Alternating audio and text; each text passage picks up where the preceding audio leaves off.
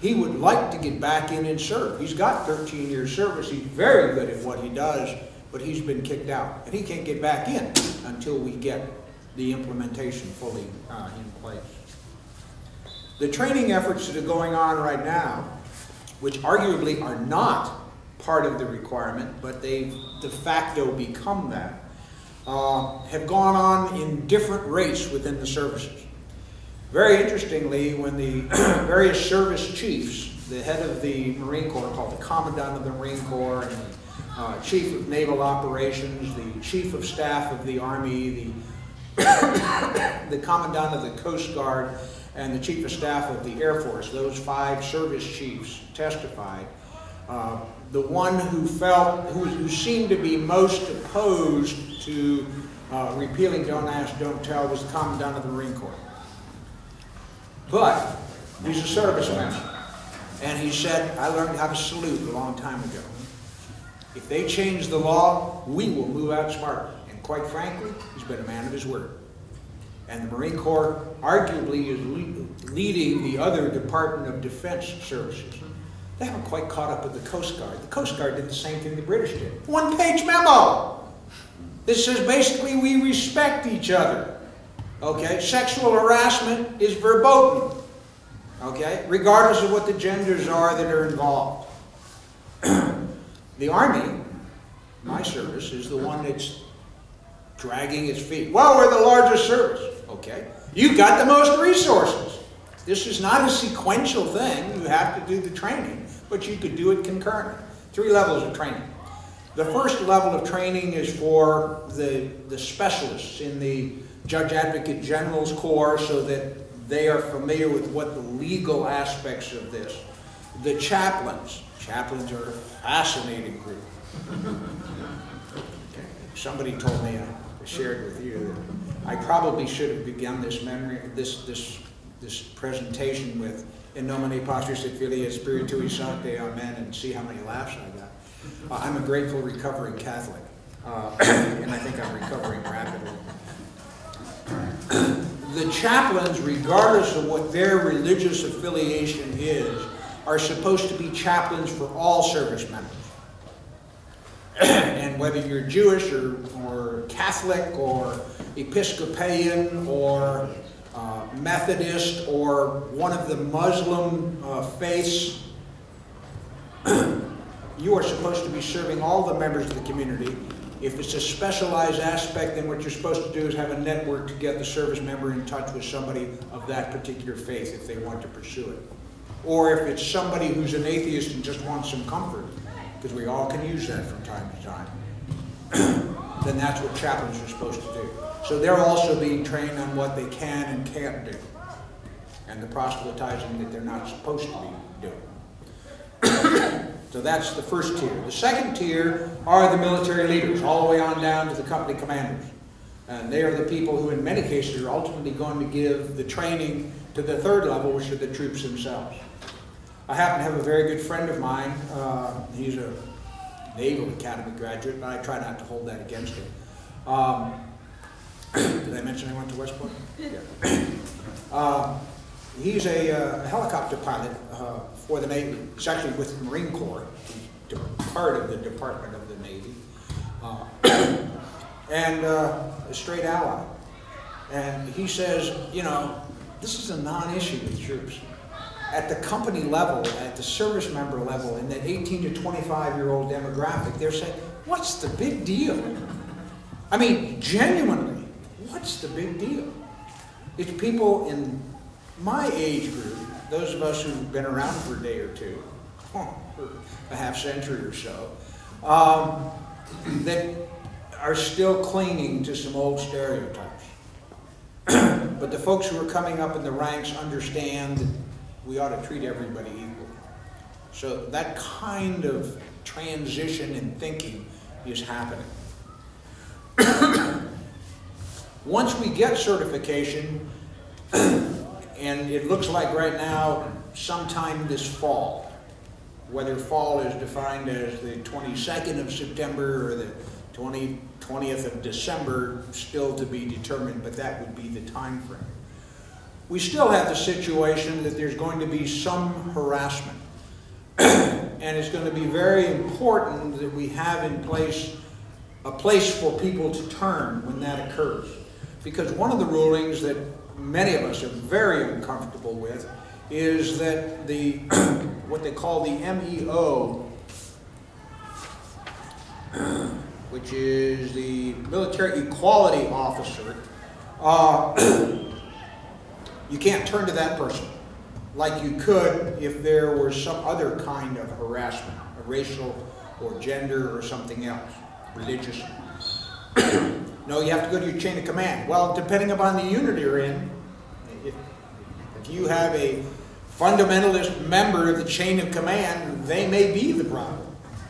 And yet that's where you're supposed to turn. So we're looking to get that changed.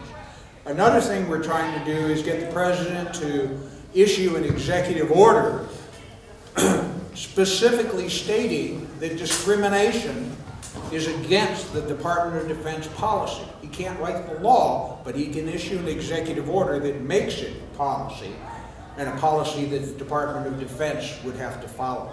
There are many stories that impact lots of different folks, but the one I want to share, because I don't have that kind of a story. I was married for 20 years. I didn't figure out until after I had kids what my orientation was. So when my wife found out and wanted a divorce, I certainly understood that. But I had 2 children at the time. So the stereotypical thinking was, well, if you're married and had kids, you couldn't possibly be gay. Okay, well, little did they know. Until a certain point in my life, little did I know. So I did not experience the kind of harassment, and I didn't fit the stereotype that so many people have of what a gay person is like. So I didn't experience it.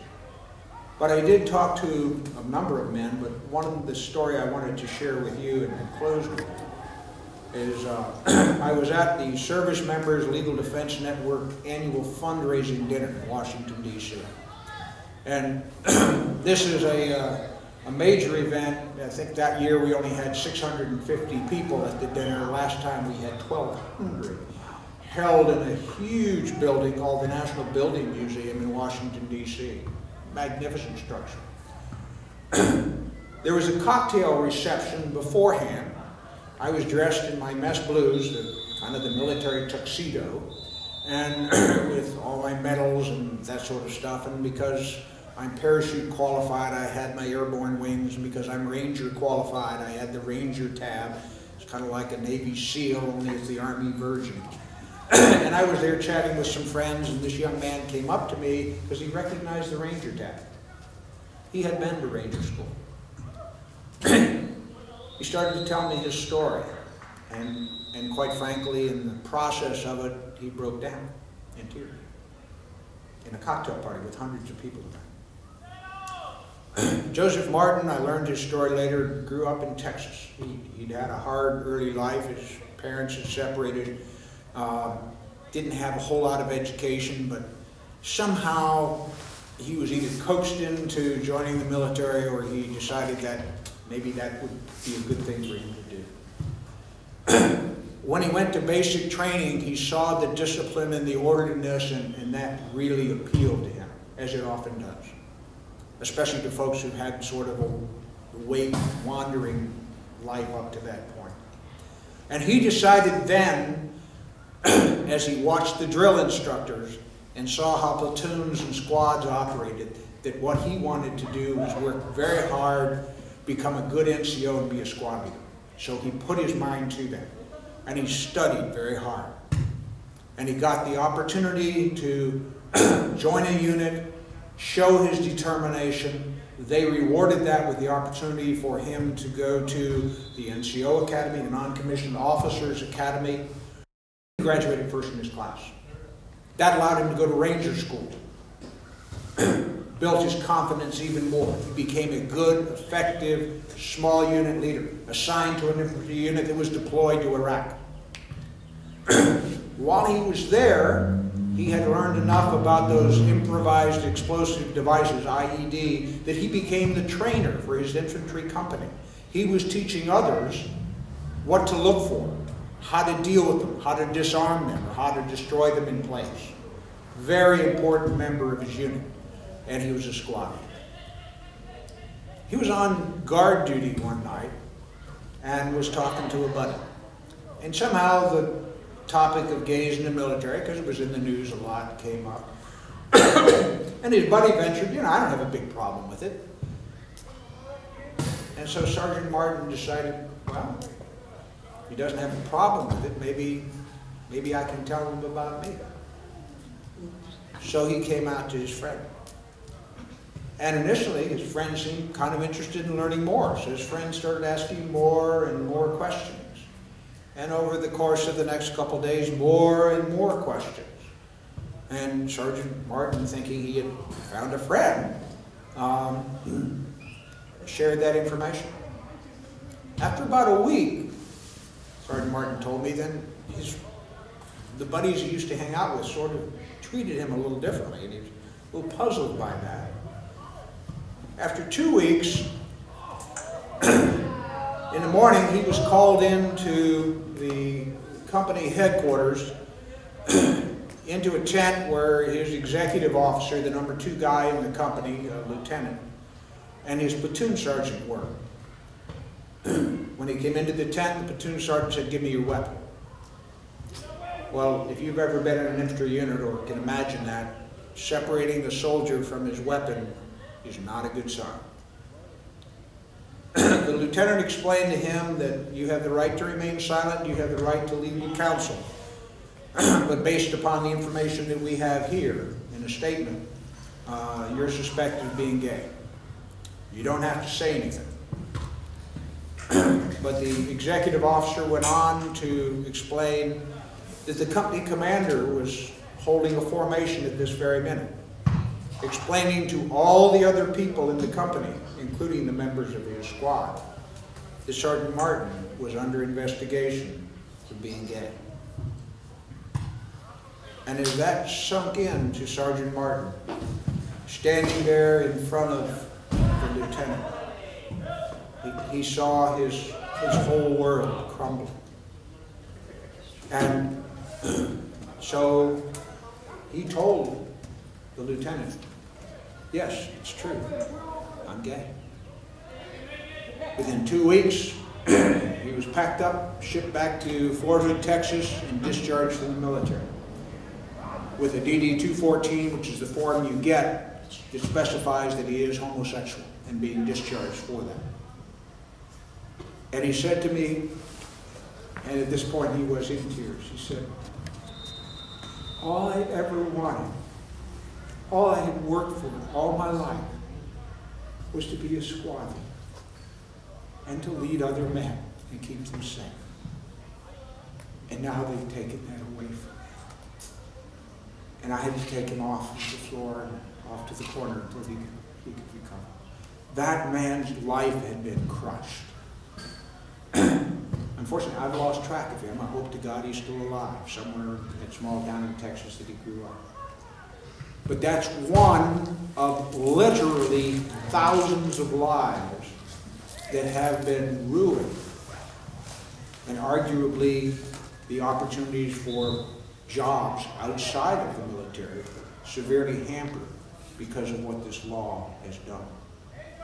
And I can't wait for the day that it finally gets not only repealed, but the implementation is there. Thank you.